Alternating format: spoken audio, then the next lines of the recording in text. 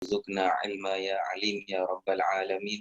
Sallallahu ala sayyidina Muhammad wa ala alihi wa sahbihi ajma'in walhamdulillahi rabbil alamin. Amin. Baik, alhamdulillah, semua alhamdulillah, semua alhamdulillah. Jadi kita sambung pelajaran kita sedikit. Cuma apa yang nak ditekankan ataupun diulang adalah jumlah. Minggu lepas kita ada belajar bahagian jumlah. Dan jumlah ni apa benda? Adalah satu ayat yang sempurna. Jadi dalam bahasa Arab, ayat boleh bermula sama ada A, B, C, D, E ataupun F. Jadi ada 4 kaedah lah ataupun 4 cara yang mana ayat Quran akan bermula lah. Jadi setiap A, B, C, D ni dia ada nama-nama dia dan dia ada pasangan-pasangan dia. Yang kita baru belajar kalau ayat bermula dengan B ni. Kalau ayat yang bermula dengan B, ayat yang ada fa'il, kemudian kita kena wajib cari fa'il dia, iaitu pelaku dia. Yang mana pelaku dia ni, kalau kita tengok dekat bawah ni, belah kiri ni, belah kanan bawah ni, fa'il terdapat 2 jenis, satu fa'il yang zahir dan satu lagi fa'il yang tersembunyi, mustatir. Okay. Ada fa'il yang zahir, yang nampak, nampak ni maknanya macam Zahaba Ahmad. Maka Ahmad tu nampak kan pelaku dia tu. Masa yang nampak ni, yang baris depan ni. Adapun fa'il yang domer mustatir ni, yang tersembunyi ni, maka tak adalah baris depan dia tu. Lebih kurang macam tu lah. Jadi jumlah ni adalah kalau ayat tu bermula dengan fa'il, bila dah jumpa fa'il dia dah sempurna dah. Kemudian dia jumpa MB pula. MB ni tak wajib. Ataupun objek, maf'ulun bih. Kita panggil MB. MB ni baris atas. Kadang-kadang ada fa'il yang ada, kadang-kadang ada fa'il yang tak ada. Ada yang disebut maf'ulun bihnya, ada yang tak disebut. Maka kewajipan yang ada hanyalah perlu fa'il dan fa'il. Tentulah dalam ayat, satu-satu ayat tu. Jadi jumlah ataupun ayat sempurna yang bermula daripada fa'il dipanggil sebagai jumlah fa'liyah. Macam tu. Sebagai jumlah fa'liyah.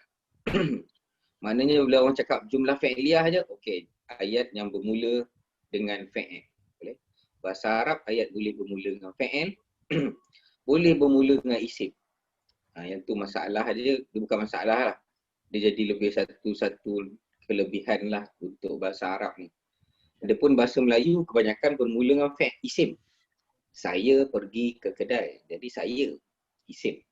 Isim dhamir. Jadi ayat bahasa Arab boleh mula dengan telah pergi saya ke kedai. Boleh tak macam tu? Cuma bahasa Melayu jadi tak sedap dengar. Jadi itu yang dipanggil sebagai jumlah. Ada jumlah yang bermula dengan inna. Ada jumlah yang bermula dengan kana.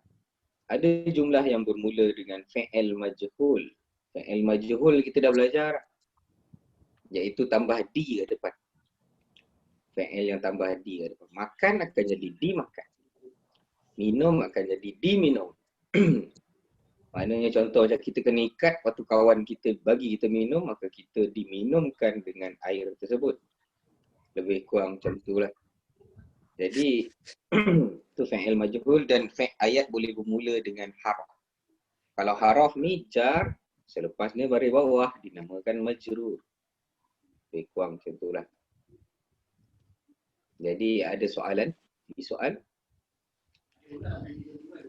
Jadi dalam surah Al-Masad kita sampai ayat apa? Sampai ayat kedua.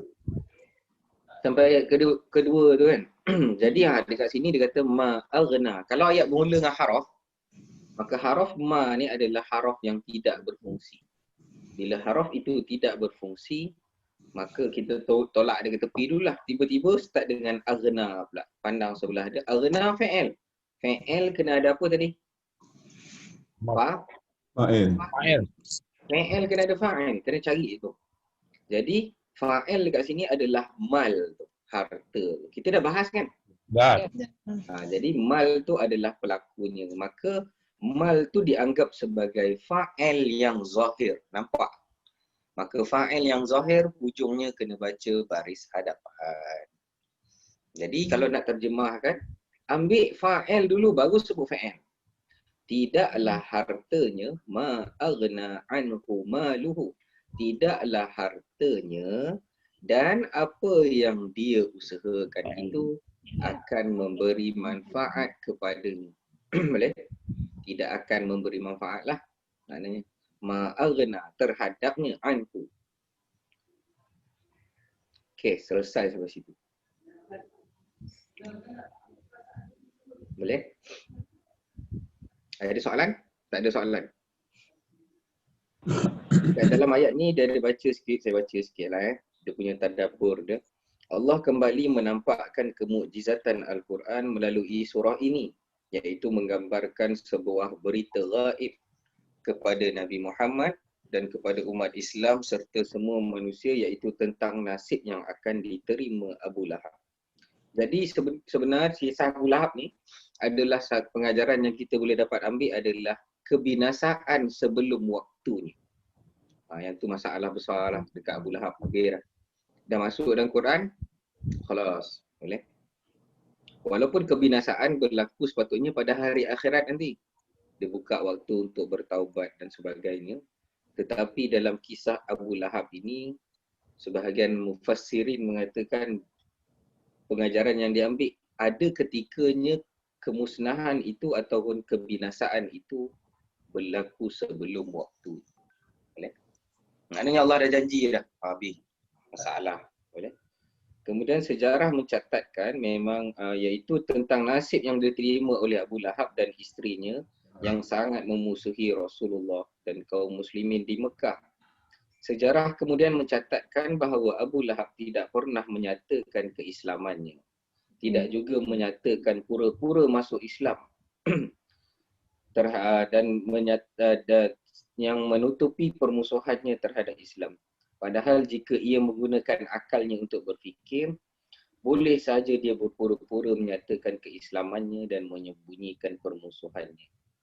Kerana itu, jika itu dilakukan, maka surah ini dengan sendirinya berlawanan dengan ayat. Macam mana?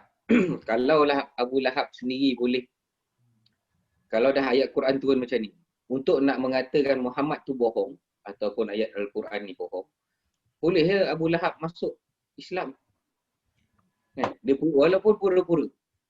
Jadi kalau Abu Lahab pura-pura masuk Islam sekalipun, maka ayat ni akan menjadi sebaliknya. Tapi nak bagi tahu yang hati tu Allah dah tutup dah. Memang dia tak masuk. Dan sejarah pun tidak mengatakan dia masuk. Tak ada pun. Pura-pura masuk pun tak ada. Memang Allah tutup habis. Jadi itu adalah tanda kebinasaan sebelum waktu. Boleh? Jadi kita sambung pelajaran kita. Tetap benda yang sama. Basic jangan lupa iaitu isim, fi'il dan harf. Yang ni kami buat. Ya? Ada soalan tak? Tak ada. Yasla. Ayaslah.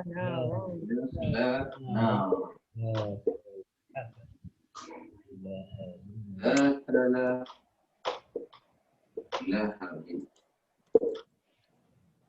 kemudian wa mara'atuhu. Ayat dia ni ayat apa? Ayat 3 kan? Ayat 3 Ustaz. Wa mara'atuhu.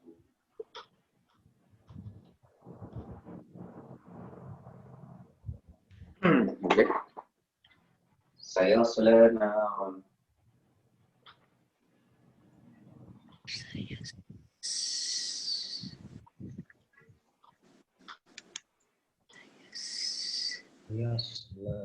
Jadi ni mesti fi. Sayas. Jadi tak mungkin isim kan. perkataan yang ada dekat dalam kad warna hijau tu sin dia ada. Hijau dan ungu.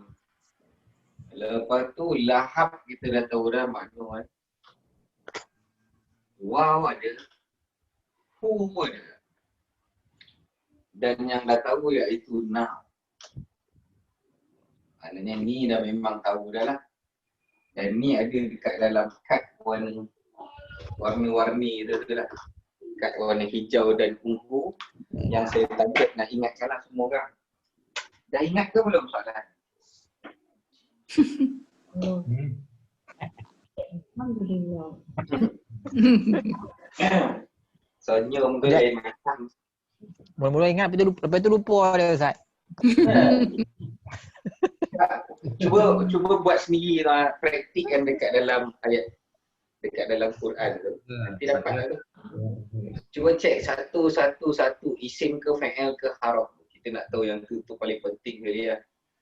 Kalau tak tahu isim fa'il huruf, macam mana nak tahu fa'il, macam mana nak tahu kan.